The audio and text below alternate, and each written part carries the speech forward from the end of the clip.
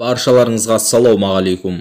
Елімізде күн сайын билік аппаратында қазақ тіліне деген мойындаушылық, құрмет сезімі өрістеп келеді. Осы тұрғыда Сенат басшылығында Мәулен Әшімбаевтың қазақ тілді ортаны қалыптастыру алғашқы қадамдарды көпшіліктің оң қабылдауына ықпал етті. Әрине, бірнеше жылдың ішінде түгел қазақша сайрап кете қоймас, бірақ алғашқы сең жылжып жатыр.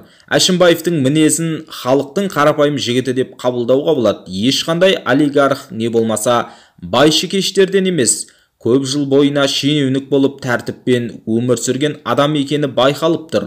Кешегі Сенаттың отырысында әділет вице-министрі пан Наталья Виссарионова Сенатта партиялар туралы заң жобасын қазақ тілінде керемет баяндап берді. Өзге ұлттың өкілі осындай жоғары мінберде тұрып қазақ тілінде баяндама жасап қана қоймай, қазақ тілді журналист әрі сенатор Дана Нұржігіттің қойған сұрағына да іркілместен қазақша жауап беріп көпшілігін тәнті етті.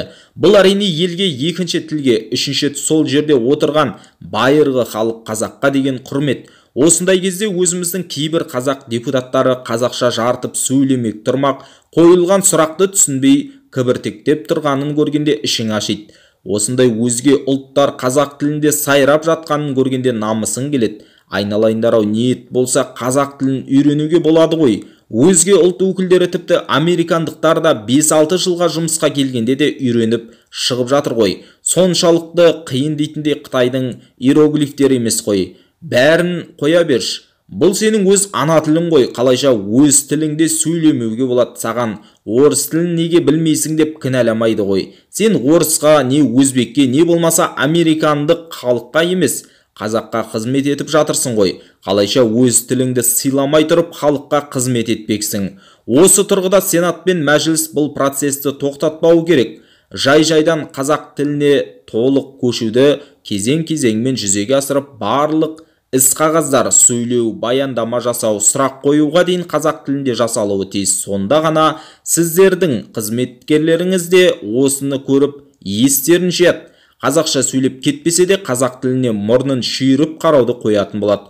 Өз жерімізде, өз елімізде отырып, екінші сортты халық болу деген сананы кері ысырып тастайды. Тоқаевтың халыққа құлақ асатын үкіметінің алғашқы қадамы жаман емес, жақсының жақсылығын айт, мерей тассын дейді ғой қазақ. Бұл процестердің бастау алғаны расында Сенатта үлкен жаңалық демесек те, бір бастама деп қабылдауға болады. Әшімбаев өзін тек бюрократияның адамы ғана емес, қоғамдық істерге де икемді, халықпен диалогқа бара алатын басшы ретінде көрсету үшін осы бір ең ақсап тұрған тіл мәселесін Сенатта қайта қалпына келтірсе өзінің репутациясына керемет әсер етері сөзсіз. Себебі Иманғали ағамыз айтпақшы, тіл бұл халықтың жаны, одан артық айту мүмкін емес.